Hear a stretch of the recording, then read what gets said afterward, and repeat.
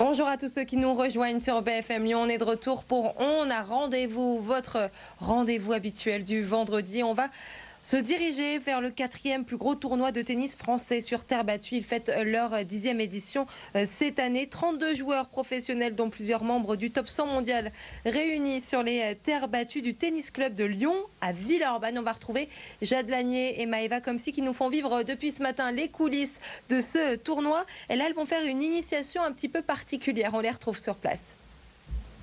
À l'Open Sopra Steria, il y a aussi une initiation en fauteuil roulant. C'est pour ça que je me trouve dans un fauteuil et je vais rejoindre justement un joueur de tennis fauteuil, Marc Vaucouret. Bonjour. Bonjour.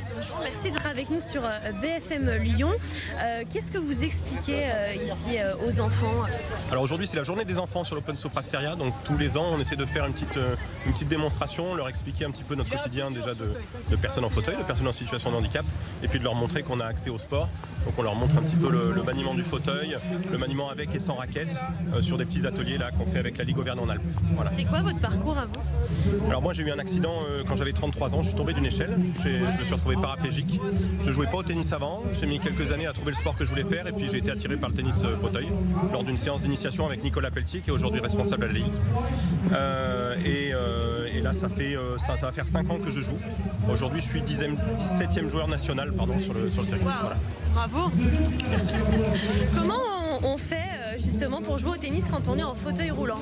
Alors, le tennis en fauteuil roulant, ça reste du tennis, donc les règles sont exactement les mêmes que le tennis valide. La seule chose qui va différencier, c'est qu'on a le droit éventuellement à un deuxième rebond. C'est quelque chose qui s'explique par la difficulté de déplacement sur certaines balles. Mais pour le reste, on pousse notre fauteuil. On a des fauteuils avec les roues qui ont du carrossage, ce qui permet de pivoter plus facilement. Et puis voilà, pour le reste, on joue au tennis. En quoi c'est important pour vous justement d'expliquer aux jeunes notamment, mais aussi aux personnes curieuses, qu'on peut jouer aussi quand on est en fauteuil roulant, qu'on peut aussi faire du sport? Alors déjà, ça montre effectivement aux gens qui ont un accident de vie ou qui ont une maladie de naissance ou un problème à la naissance qu'on peut faire du sport en étant en fauteuil. Et puis moi, quand j'ai commencé au club de Miribel, j'étais le seul joueur en fauteuil.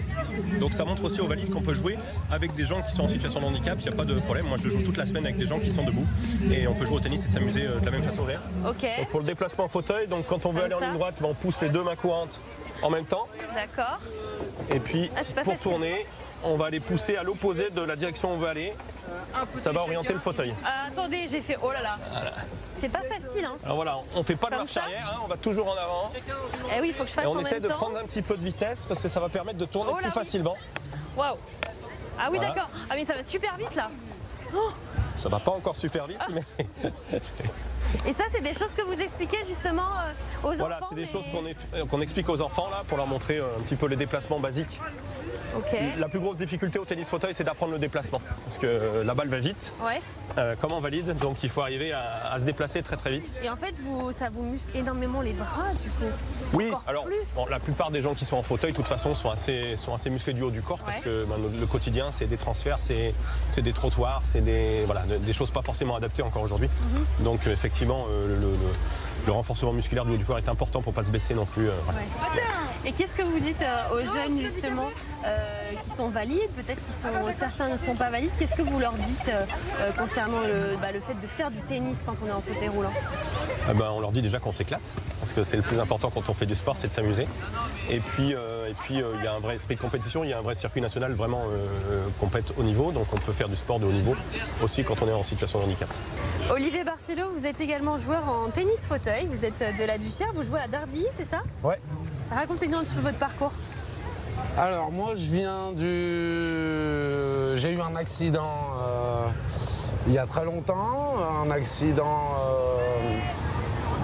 choc à la moelle épinière suivi d'une erreur médicale. Rapidement en fait je viens du monde du basket fauteuil, j'ai joué en équipe de France de basket fauteuil. J'ai joué en Espagne, au basket en pro, en Italie, un peu partout. Et je suis passé au tennis il y a à peu près 7 ans maintenant. Et ça fait 6 ans que je fais de la compétition. Voilà. Et justement, qu'est-ce qui vous a poussé à faire différents sports tout en étant en fauteuil? Est-ce que c'est en ayant fait des initiations comme vous faites ici avec les jeunes? Comment c'est venu cette passion pour le sport et notamment pour le tennis? Alors, à la base, ma famille est très sportive. Mon père a pu jouer notamment à l'Olympique Lyonnais en professionnel, donc on était beaucoup dans le foot. Donc moi je jouais au foot depuis très jeune. Et à l'époque, au moment de mon accident, il n'y avait pas Internet, il n'y avait pas tout ça. C'était très dur pour mes parents. On parlait très peu de nous, donc on ne savait pas. Mes parents ne savaient pas qu'est-ce qui pouvait se faire ou ne pas se faire. Et c'est petit à petit, c'est un centre de rééducation qui a conseillé mes parents de m'emmener au basket.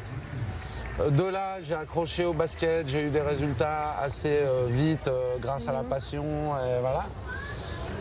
L'équipe de France et le tennis est venu bien plus tard, après toute ma carrière de basket.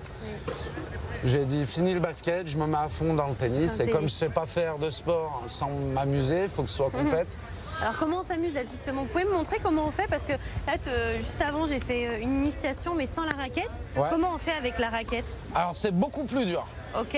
Et effectivement, c'est beaucoup plus facile d'attraper la roue sans la raquette. Moi, c'était moi qui viens du basket. Eh oui. C'était une grosse adaptation. Ok.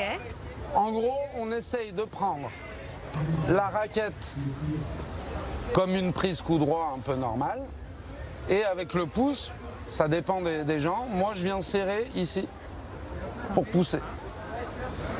Donc c'est pour ça qu'on use beaucoup nos grippes, parce qu'on est tout le temps en contact avec la roue. Je peux essayer? Allez-y, vous allez vous sentir encore plus handicapé qu'avant. Parce que vraiment, ça rajoute une contrainte qui est énorme. Et oui, ah oui, alors...